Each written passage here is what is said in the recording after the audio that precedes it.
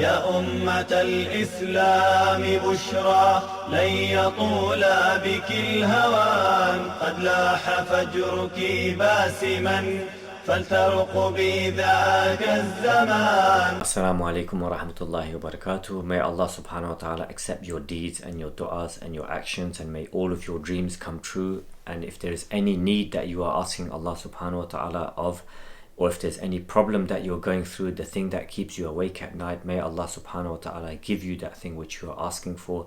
May He forgive you, and may He enable you to come closer to Him, and may He forgive your sins. If you're trying to make a change this Ramadan, if you're trying to change your life, then remember that your Lord, your Creator, He does not keep grudges.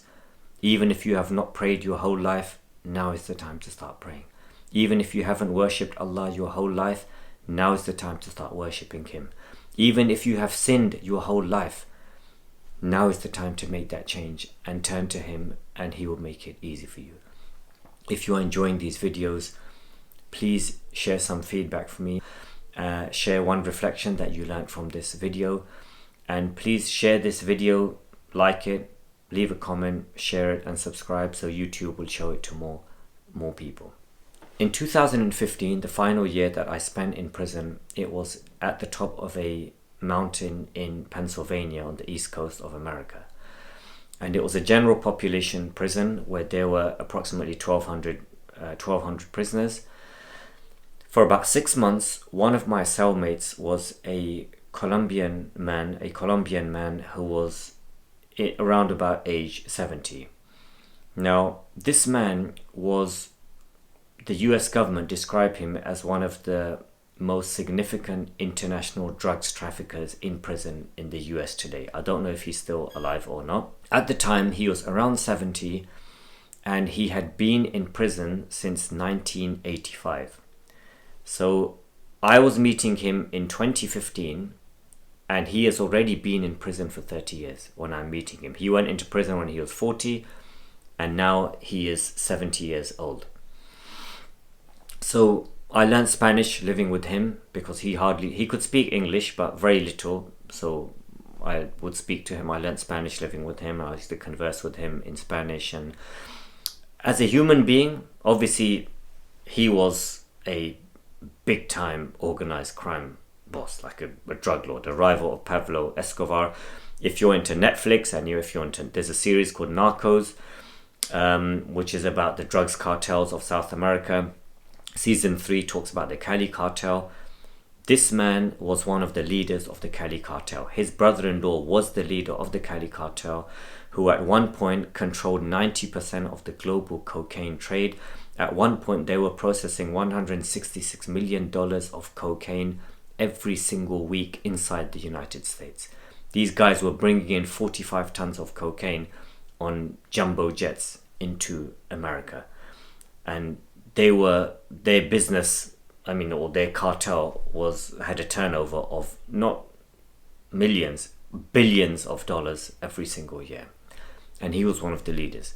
But at the time that I met him, he was a frail old man, round about 70, who would leave early in the morning and line at 6 o'clock in the morning. He would line up to get his medications. He had a number of different health problems. As a person, he had a number of honorable qualities and characteristics, and not to belittle any of the crimes that he did. But I'm saying as a human being, he was extremely generous, he was humble, he was respectful of me, of my religion. He would, whenever he would get some food made, he would always share it with me. He was polite. He had a number of good qualities, and that was from his childhood and his upbringing. And we had a good sense of humor. We used to share stories and laugh and joke. And I remember once he was listening on his radio to some music, and quietly he was just humming some of the words, some Spanish song, and he was just like moving his head. And he was wearing, like, it was hot, it was in summer, so he's wearing like a vest and shorts. And I said to him, hey, what's this? He goes, what do you mean? I said, get up, man, get up and dance, don't just sit there. And so he got up and he's listening to this thing. Then he full on starts dancing in the cell. And I set him up because just then the officer came.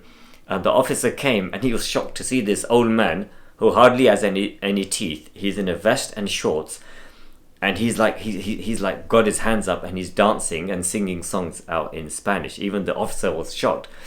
And as soon as the officer saw that, then both me and my cellmate, we began to, we just fell into hysterics of laughter.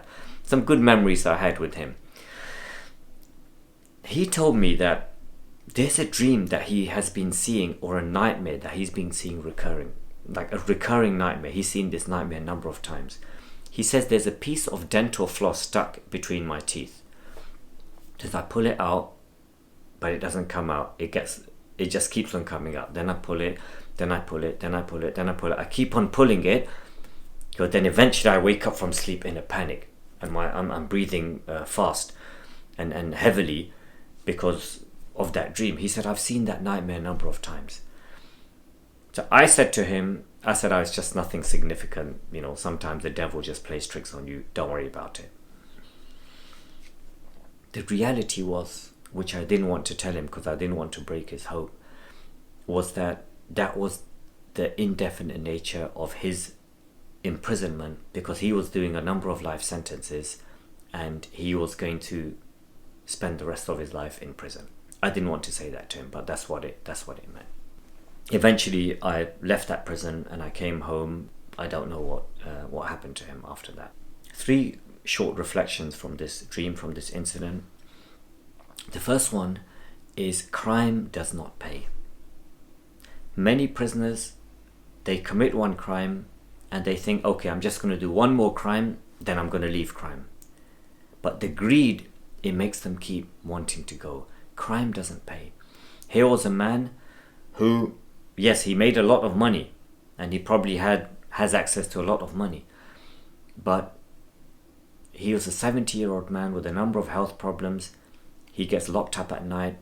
He has to wake up 6 o'clock in the morning when it's minus 20 degrees Celsius, and he's to go and stand in a line to get his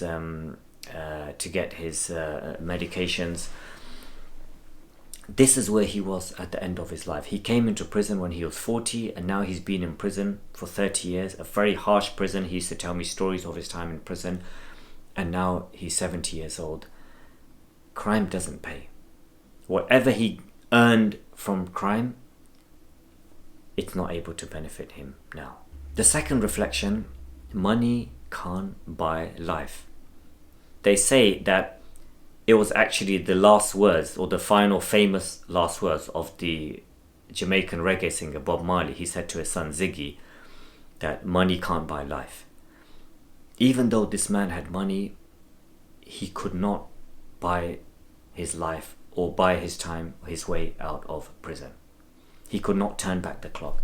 He could not go back and not make the same mistakes that he made and to relive his life all over again. It's not bad. As a Muslim, it's not a bad thing to make money. It's a good thing. Make money, make as much money as you can. But have the right intention, because when you have more money, money is power. When you have money and when you are able to make more money, then you can use that money to help people, which you can't do if you don't have that money. Make money, but remember that money does not buy happiness. Doesn't buy life, it doesn't buy happiness. Yes, money can help to buy you time, and with that time, you can do the things that make you happy, but money in itself, don't expect it to be the end all that is going to fix all of your problems. Sometimes people spend their lives, and the best part of their lives, day and night, making money. They are successful, they are able to make money, but they do it at a great cost to themselves or to their health and to their families. There was an Australian palliative care nurse by the name of Bronnie Ware, and she wrote this book called The Top 5 Regrets of the Dying. And in there she mentioned a story about this Australian couple who were in their 50s. The man was a successful company director, and for many years his wife had been saying to him that when you retire, we're going to go on holiday all around the world. She'd got magazines out and she would go through them and she would look at them and she would plan the holiday, how it's going to be. Then when the time came for him to retire, he said, actually, I just want to finish one more project. I'm just going to stay on for one more year. Then he stayed on for another year. Then after that, she thought, okay, we're going to go on a holiday. He said, just one more project I'm going to do. I'm just going to finish that thing, that one more deal, then I'm going to retire. Eventually, that went on for about 4 or 5 years. After about 4 or 5 years, his wife was diagnosed with terminal cancer and she was given about 3 or 4 months to live. He left his job straight away, and instead of going on holiday around the world, he spent those 3 months caring for his wife until she died. Now he was on his own deathbed years later. He said, I wish I hadn't worked so hard. What did it all come to? That deal. I wish I hadn't. And people often say that at the end of death, at the end of their life. No one says, oh damn, I wish I'd gone into the office on Sundays. I wish I'd stayed behind at the office till 10 o'clock at night. I wish I'd got to the office at 6 o'clock in the morning. I wish I'd opened my shop all night long. No one says that. They miss relationships. This man's regret was, I wish I had retired earlier and gone and taken my wife on her dream holiday around the world before she died. But he wasn't able to do so. The third reflection is from a man by the name of Viktor Frankl. Viktor Frankl, Frankl. And I'll share this link in the description of this video. Viktor Frankl was an Austrian psychiatrist who spent 3 years in the Second World War in the Auschwitz concentration camp, and he wrote this book called Man's Search for Meaning, which he wrote when he was actually in Auschwitz and he smuggled it out. And in essence, what he wrote, and this book has been translated into multiple languages and it sold millions of copies around the world. A relative of mine sent me this book when I was in prison in America. I read this book once or twice. I read it in prison, and twice more I've read it since I came home from prison. It is out of the 500 books that I've read in prison, and out of all the books I've read in my life, other than religious books, Islamic books, this is probably in the top 3 of the books that I have ever read. In essence, he talks about that we cannot control what happens to us, but we can always control our response to it. And there's a quote that he mentions in there, which I'm going to read out to you. He says, live as if you were living already for the second time, and as if you had acted the first time as wrongly as you are about to act now. What he means, before you make any wrong or rash decision, before you're about to make a rash decision, imagine this is your second life, and the first time round you made that rash decision and you suffered the consequences of it. So this time now you're not going to make the same mistake. For example, let's say you had a best friend and you said something harsh to him and you upset him, and as a result of that your friendship ended, or he was really upset with you. Imagine now that you could rewind the clock and you could turn back the clock and you're having that argument again. Would you say those words to him? No, you wouldn't. So let me ask you, imagine in front of you, your 10-year-old self is sitting there. You're just about to go into life. What advice would you give to your 10-year-old self? What are 3 things? Please share it in the comments below. What are 3 things you would tell your 10-year-old self below about life, about people, about relationships, about money, whatever it is? Share 3 things, the 3 advices that you would give to your 10-year-old self. If you're 10 years old, then share what 3 advices you would give to your 5-year-old self. But I'm hoping that most of the people here are older than 10, or adults that are listening. Share those reflections below. And that's what I'm talking about. Imagine if you had a second chance at life, what would you do differently? So live your life now. Take care before making rash and difficult and big decisions. Take care before you make them, because you could make a wrong decision and you would regret it for the rest of your life. And the single biggest, most, the most important decision that you will ever make in your life is who to marry. Who to marry is the biggest, most important decision that would affect the outcomes of your deen, of your religion, of your money, of your health, of your relationships. All of that will be determined by the person that you choose to marry, if you haven't already done so. So this was today's dream. If you enjoyed it, please like, comment, subscribe and share. And share below in the comments 3 advices that you would give to your younger self. Until the next video, Assalamu alaikum wa rahmatullahi wa barakatuh. يا أمة الإسلام بشرى لن يطول بك الهوان قد لاح فجرك باسما فلترقبي ذاك الزمان. يا أمة الإسلام بشرى لن يطول بك الهوان قد لاح فجرك باسما فلترقبي ذاك